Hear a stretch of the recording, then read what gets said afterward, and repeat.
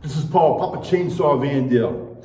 When you box, you gotta jump rope. Even if you don't like it, you gotta get a few rounds in during your boxing workout because it's gonna give you that extra endurance, that extra gas in the tank, so that when you spar, you'll have more endurance and it'll help give you more endurance when you fight.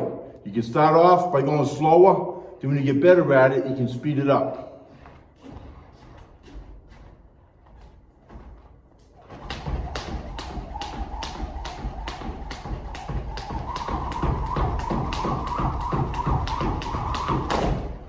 Papa Chainsaw in the house.